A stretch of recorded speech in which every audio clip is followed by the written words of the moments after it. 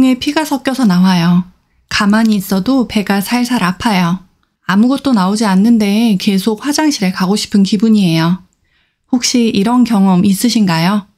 똥꼬 전문의 임익강님은 대장암의 증상을 아주 쉽게 표현하고 있습니다. 오늘은 당신의 하루가 가벼웠으면 좋겠습니다 라는 책을 바탕으로 대장암과 대장에 안 좋은 음식 그리고 반드시 필수 섭취 음식 단 한 가지에 대해 깔끔하게 정리해 드리겠습니다. 지금 바로 시작합니다. 구독과 좋아요, 알림 설정 눌러주세요. 대개 앞서 말한 증상을 가볍게 여기다가 혹시나 하는 마음에 병원을 방문하고 깜짝 놀라는 환자들이 많습니다. 별거 아니라고 여겼는데 대장암, 그것도 3기라는 진단을 받는 경우가 많습니다. 암이라는 단어가 주는 공포는 실로 엄청납니다. 특히 아무런 증상도 나타나지 않았는데 건강검진을 하다 갑작스럽게 마주하게 되는 대장암은 말 그대로 충격 그 자체입니다. 2020년 국가암 등록 통계에 따르면 우리나라 전체 암 중 대장암은 3위를 차지할 정도로 위협적이면서 흔한 질환입니다. 사실 대장암은 나이 많은 사람들이 걸리는 병이라는 선입견이 있습니다. 그런데 지난해 국제의학저널에 발표된 논문을 보면 결과가 매우 충격적입니다. 한국의 20에서 49세 대장암 발생률이 42개국 가운데 가장 높게 나타났습니다. 한국이 젊은 대장암으로 전 세계 1위를 차지한 것이죠. 대장암 발병이 급증한 이유로 가장 먼저 꼽을 수 있는 원인은 바로 서구화된 식습관입니다. 과도한 동물성 지방, 특히 고기 섭취가 늘어난 탓이지요. 그래서 대장 건강에 안 좋은 음식을 좀 더 자세히 알아보도록 하겠습니다. 기름진 육류와 튀김류. 가장 조심해야 할 음식은 기름진 육류와 튀김류입니다. 외식의 대표 주자이기도 한 육류는 장에서 정체하는 시간이 길어 독성 물질을 만들어낼 위험이 높습니다. 또 육류는 대체로 많은 양의 지방을 포함하고 있어 이를 소화시키기 위해 몸속에서 소화효소인 담즙을 다량 생산해내는 것도 문제입니다. 이렇게 많이 생산된 담즙은 대장으로 넘어와 대장 점막세포에 반복적인 자극과 손상을 입혀 세포의 분열을 촉진하고 이로 인해 암을 유발할 수 있기 때문입니다. 책의 내용과 덧붙여 조금 더 설명을 드리면요. 저희 신랑이 통통한데요. 삼겹살 기름에 계란 후라이를 해먹는 모습을 발견하고 제가 경악을 금치 못했습니다.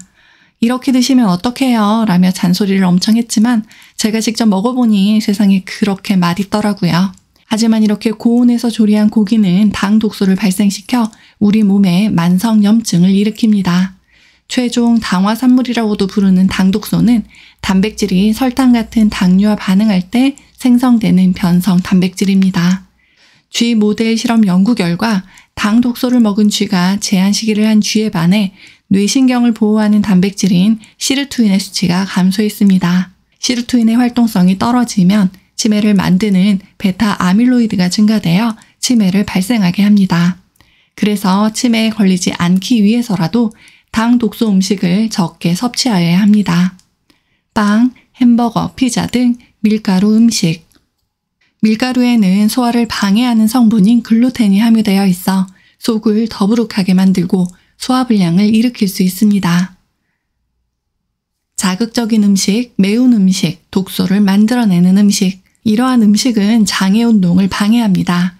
이런 음식이 몸 안으로 들어가면 장 점막이 자극을 받을 뿐 아니라 장 운동에 영향을 주어서 장액이 과다 분비됩니다.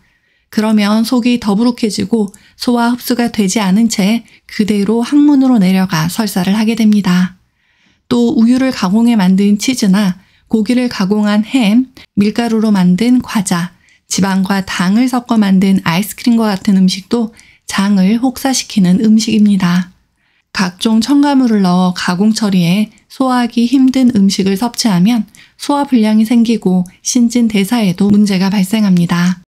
음식물이 부패해 독소가 만들어지기도 합니다. 그래서 장내 환경을 악화시키는 음식을 최대한 멀리해야 합니다.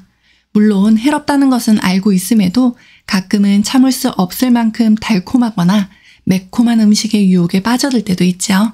하지만 10번 중 한두 번이라도 먹지 않으려고 노력하면 됩니다.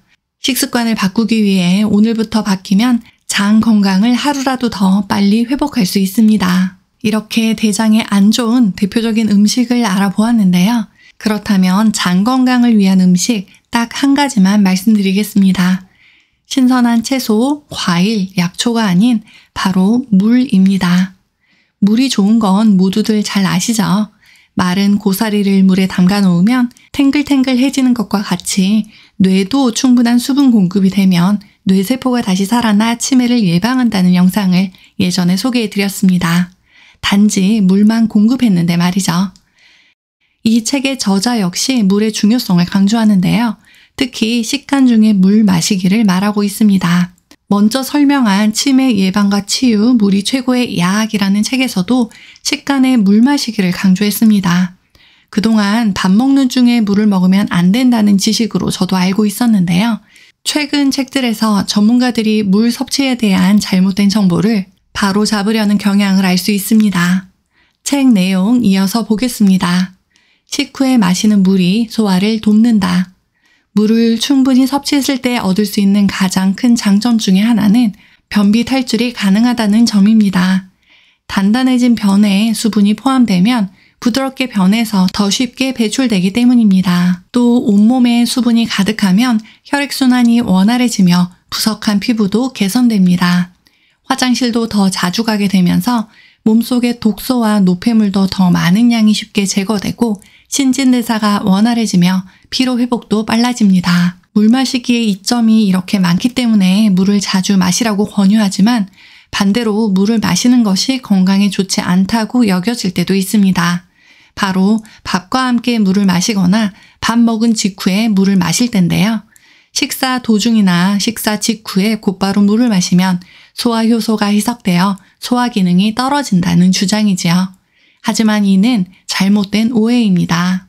이 주장을 뒷받침하는 과학적 근거는 없습니다. 오히려 식사 후에 따뜻한 물을 마시면 소화 효소가 음식물에 더 잘 달라붙어 소화가 잘 될 수 있습니다. 지금부터는 그 원리에 대해 자세히 설명해 보겠습니다. 음식물과 함께 공기가 입으로 들어가면 음식물 사이사이에 빈 공간에 공기가 채워집니다. 그런데 이 상황에서는 소화 효소가 음식물 사이 공간을 파고들기가 힘듭니다. 이때 물 한 컵을 마시면 음식물 사이로 공기가 채워져 있던 공간에 물이 채워지면서 소화 효소가 그 사이 공간에 함께 스밀 수 있습니다. 그 덕에 탄수화물을 분해하는 효소, 단백질과 지방을 분해하는 효소가 각자의 역할을 충실히 해내서 소화 작업이 착착 이루어지지요. 만약 물을 마시지 않아 음식물 사이에 공기가 가득한 채로 장에 내려가면 어떻게 될까요? 음식물 주변이 공기로 채워져 있기 때문에 소화 효소가 접촉하지 못하고 그렇기에 소화되지 않은 상태 그대로 대장으로 넘어가게 됩니다. 앞서 설명한 대로 미처 소화되지 못한 음식은 장에 오랜 시간 머물며 부패하기 시작하고 독소와 노폐물로 변해 우리 신체를 공격하는 활동을 시작합니다. 우리가 알고 있는 바른 식사법 중에는 오류가 포함된 경우도 있습니다. 식후에 섭취하는 물도 이러한 오해에 해당됩니다. 식사 중에 물을 마셔도 소화에는 문제가 없고 물을 마셨을 때 오히려 소화가 더 잘 된다면 얼마든지 마셔도 좋습니다. 오늘은 책을 통해 대장암의 증상과 대장에 안 좋은 음식 그리고 식간의 물 마시기라는 새로운 정보도 알게 되었습니다. 대장 전문의가 식간의 물 마시기를 차근차근 설명하니 정말 이해가 쏙쏙 되지요. 여러분도 이제 식간에 물을 좀 마셔야겠다는 생각이 드시지요? 논문이나 책의 정보가 일반화되기까지는 사실 오랜 시간이 걸립니다. 하지만 이 영상을 보신 분들은 평소에 건강에 관심이 많고 그만큼 건강에 좋은 정보를 빠르게 얻으실 수 있습니다. 저는 이 책의 극히 일부를 제 견해로 재해석하였으니 한번 읽어보시는 것도 좋을 것 같습니다. 오늘 영상을 보고 하실 일이 있습니다. 바로 식사 중에 물을 한 모금 마셔보는 것이지요. 그리고 소중한 분들에게 전해주시고 구독과 좋아요, 알림 설정 눌러주세요. 다음에 더 좋은 영상으로 꼭 다시 만나요.